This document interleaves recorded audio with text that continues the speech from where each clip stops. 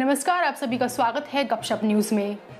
संयुक्त राष्ट्र ने आतंकी समूह तहरीक-ए-तालिबान पाकिस्तान के प्रमुख नूर वली महसूद को वैश्विक आतंकवादी घोषित किया है। सरा सुरक्षा परिषद की 1266 ISIL और अल-कायदा प्रतिबंध समिति ने 42 वर्षीय महसूद को गुरुवार को प्रतिबंध सूची में डाला। अब इस पाकिस्तानी नागरिक की संपत्तियां कुर्क की जा सकेंगी, उस पर यात्रा प्रतिबंध लगाया जा सकता है और हथियार रोकने पर रोक लगाई जा सकेगी। प्रतिबंध समिति ने कहा कि महसूद को अल-कायदा से संबंधित समूह का समर्थन करने, उनकी आतंकवादी गतिविधियों का वित्तपोषण करने, योजना बनाने और उन्हें अंजाम देने के कारण इस सूची में डाला गया है। महसूद जून 2018 में तहरीक-ए-तालिबान पाकिस्तान के प्रमुख मौलाना फजलुल्लाह की मौत के बाद इस आतंकवादी संगठन का प्रमुख बना था।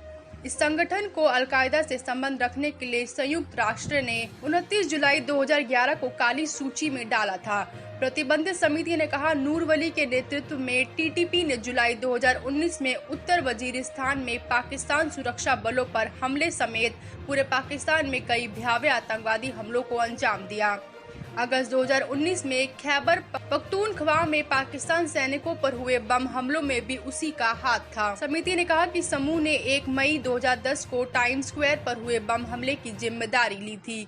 उसने अप्रैल 2010 में पेशावर में अमेरिकी वाणिज्य दूतावास पर भी हमला किया था, जिसमें कम से कम 6 पाकिस्तानी नागरिक मारे गए थे और 20 अन्य घायल हुए थे। सुरक्षा परिषद द्वारा किसी व्यक्ति अथवा संगठन को काली सूची में डाला जाता है तो देशों को बिना किसी विलंब के उसके आर्थिक स्रोतों, अन्य वित्तीय संपत्ति एवं आर्थिक संसाधन पर रोक लगानी होती है। सुशांत सिंह राजपूत की मौत के बाद सोशल मीडिया पर नेपोटिज्म पर बहस तेज हुई है। कुछ दिनों कुछ यूजर्स ने ऋचा चड्ढा को निशाना बनाया था। लोगों का कहना था कि उन्होंने सुशांत को न्याय दिलाने के लिए कुछ पोस्ट नहीं किया।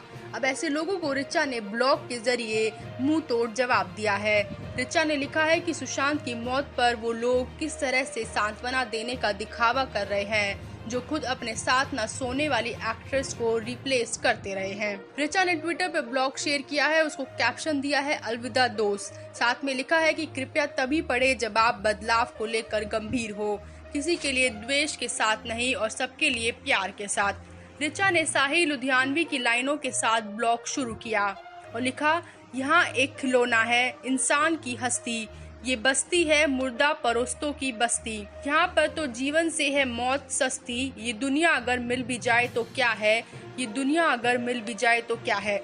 लिखा है साहिल लुधियानवी की ये शब्द फातिहे की तरह बीते महीने से मेरे कानों में गूंज रहे हैं।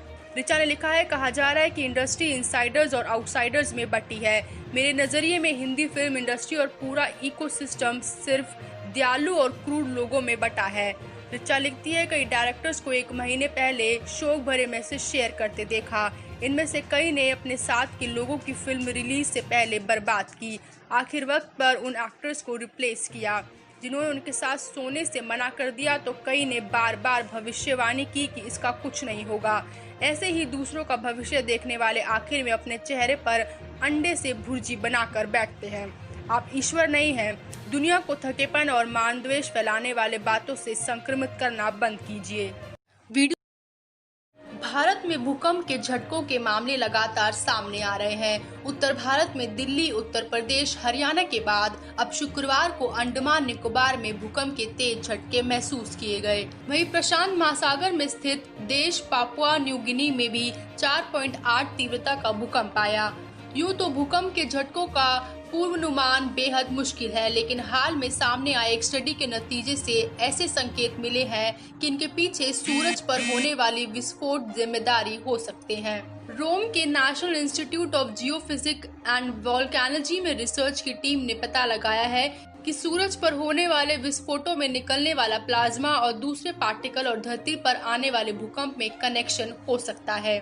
इस स्टडी में पता चला है कि सूरज पर बड़े विस्फोट होने की 24 घंटे के अंदर धरती पर ऐसे भूकंपों की संख्या में इजाफा देखा गया, जिनकी रिक्टर स्केल पर तीव्रता 5.6 से ज्यादा थी।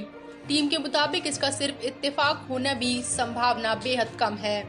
टीम का कहना है, इसके लिए टीम ने नासा और ESA के joint project solar and heliospheric observatory satellite के डेटा को स्टडी किया।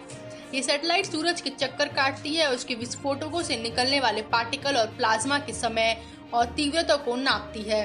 टीम ने 20 साल के सोहो के डेटा और धरती पर भूकंप की तुलना की और पाया कि दोनों के बीच कनेक्शन है। दरअसल जब भी सूरज से निकलने वाले पॉजिटिव चार्ज आयन अपने चरम पर होते हैं, धरती पर 24 घंटे के अंदर भूकंपों की संख्या बढ़ जाती है। टीम ने इसके लिए पीजो इलेक्ट्रिक इफेक्ट को कारण बताया है। इसके तहत किसी बाहरी फोर्स या मैकेनिकल स्ट्रेस की वजह से इलेक्ट्रिकल पल्स निकलते हैं। धरती के क्रस्ट में 20% क्वार्ट्ज होता है और टीम का अंदाजा है कि सूरज से आने वाली पॉजिटिव आयन वायुमंडल में दाखिल होने पर इलेक्ट्रोमैग्नेटिक डिस्टरबेंस पैदा करते हैं, जिससे धरती के क्वार्ट्ज पर दबाव पड़ता है और इलेक्ट्रिक पल्स जनरेट होती है। इसकी वजह से टेक्टोनिक प्लेट्स हिलती है और भूकंप आते हैं। इस थ्योरी के आधार पर बिना तूफान के मौसम के भूकंप आने पर बिजली कड़कने और रेडियो वेव में रुकावट जैसी चीजों का भी समझा जा सकता है। पहले की रिसर्च में दावा किया गया है कि ये इलेक्ट्रोमैग्नेटिक इवेंट्स भूकंप की वजह से ही होते हैं। हालांकि ज्यादा रिसर्च से संकेत मिलते हैं कि जिस वजह से भूकंप आते हैं, ये सब भी उसी वजह से होता है। कोरोना वायरस के बढ़ते संक्रमण के बीच चीन अब मंगल ग्रह पर अपने रोवर को भेजने की तैयारी में जुटा है। तियानवेन एक नाम से इस मिशन को चीन जुलाई या अगस्त के अंत में हेनान प्रांत में स्थित वेनचांग स्पेस लॉन्च सेंटर से भेजने वाला है। चीन के अलावा अमेरिका और यूएई भी मंगल ग्रह को लेकर अपने मिशन का ऐलान कर चुके हैं। तियानवेन 1 मिशन को चीन अपने सबसे शक्तिशाली रॉकेट लॉन्ग मार्च 5 से मंगल पर भेजेगा। इस रॉकेट का 3 बार सफल परीक्षण किया जा चुका है, लेकिन तीनों बार रॉकेट पर कोई पेलोड यानी भार नहीं था।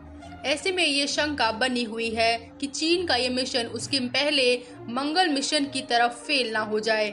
चीन ने मंगल ग्रह को लेकर 2011 में एक मिशन को लॉन्च किया था, जिसमें उसने रूस का भी सहयोग लिया था, लेकिन यह मिशन फेल हो गया था। चीन के इस अभियान को उसके अंतरिक्ष कार्यक्रम में सर्वाधिक महत्वाकांक्षी माना जा रहा है।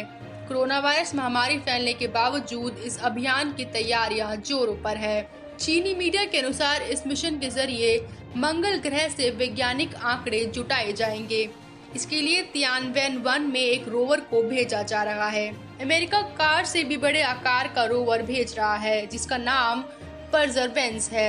ये वहां के चट्टानों के नमूने एकत्र पर विश्लेषण के लिए करीब 1 दशक में धरती पर लाएगा।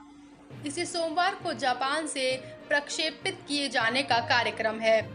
अभी तक अमेरिका ही एकमात्र ऐसा देश है जिसने मंगल पर सफलतापूर्वक अंतरिक्ष यान उतारा है और उसने ये कमाल 8 बार किया।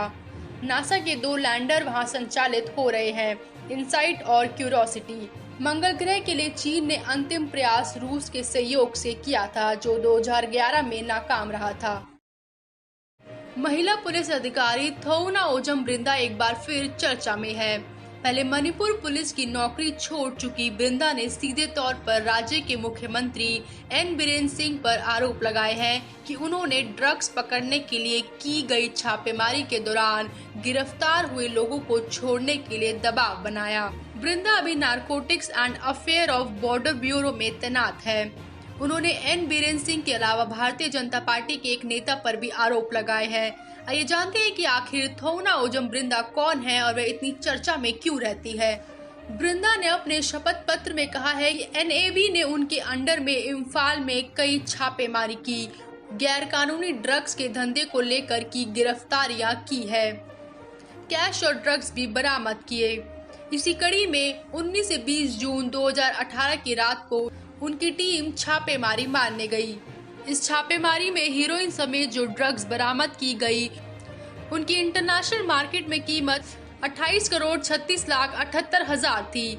शपथ पत्र में लिखा है कि इस छापेमारी में जो गिरफ्तारी की गई, उससे राजनीति में हलचल मच गई।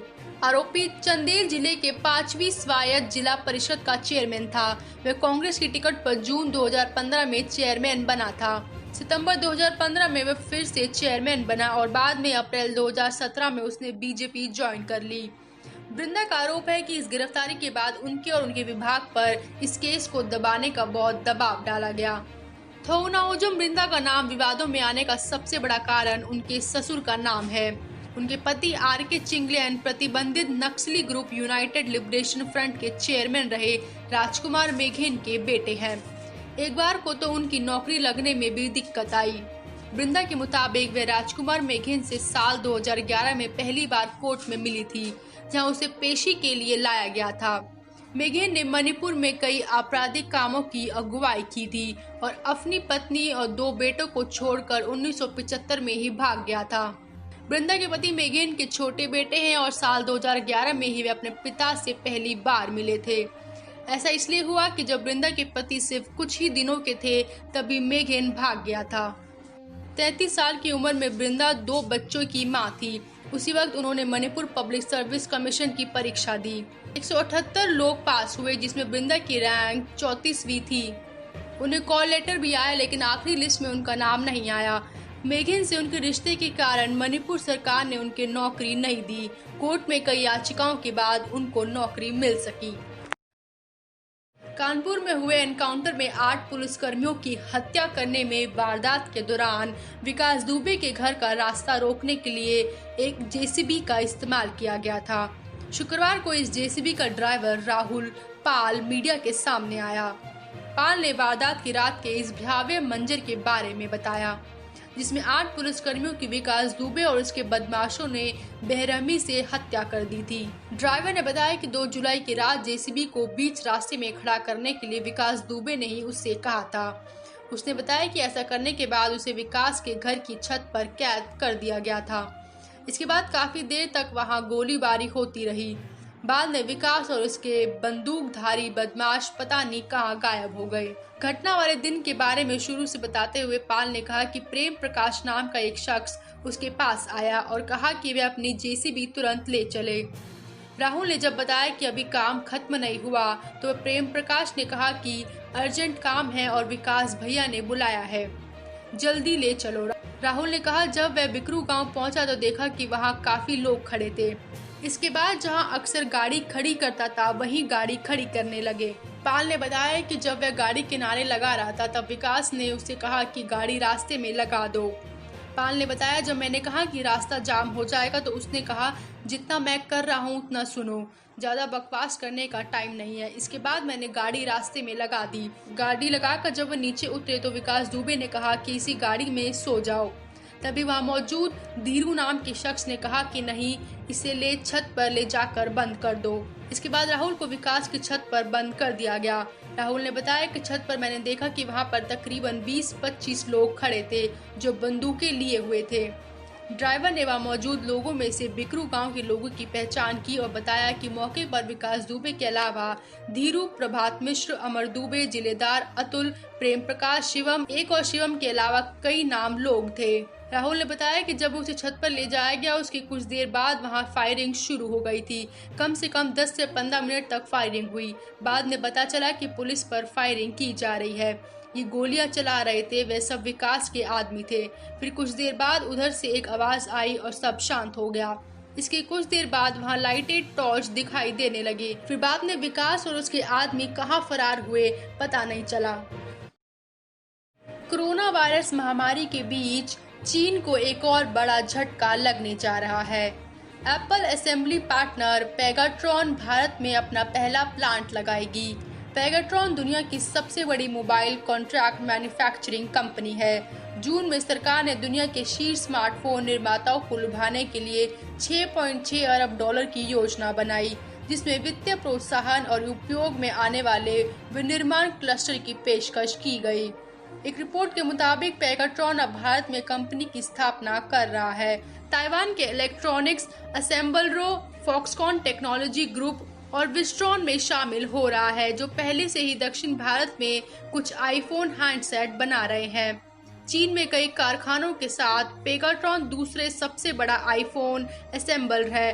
पेगाट्रॉन दूसरा सबसे बड़ा आईफोन असेंबलर है और अपने आधे से अधिक व्यवसाय के लिए एप्पल पर निर्भर करता है।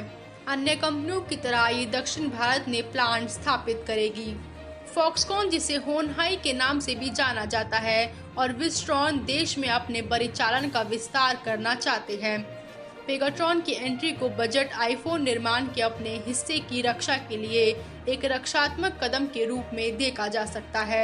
एप्पल अपना प्रोडक्शन चीन से शिफ्ट करने की सोच रहा है क्योंकि कोरोना वायरस की वजह से पहले ही बीजिंग और वॉशिंगटन के बीच ट्रेड वॉर छिड़ा हुआ है। बता दें कि कुशल श्रम के साथ साथ भारत 1 अरब मोबाइल कनेक्शन का एक बड़ा बाजार प्रदान करता है। हालांकि उनमें से लगभग आधे स्मार्टफोन ही है, लेकिन अनटैप्ड क्षमता को छोड़ दे जो कि एप्पल, सैमसंग इलेक्ट्रॉनिक्स, शियोमी और ओप्पो ग्रोथ हंग्री वैश्विक ब्रांडों के लिए आकर्षक है। वॉशिंगटन और बीजिंग के बीच बिगड़ते व्यापारिक संबंधों के बीच पेगाट्रॉन जैसे असेंबलरों के लिए एक्सपोर्ट भी एक आकर्षक अवसर होगा। वीडियो अच्छी लगी हो तो वीडियो को लाइक करें, शेयर करें और चैनल को सब्सक्राइब करें। तब तक के लिए धन्यवाद।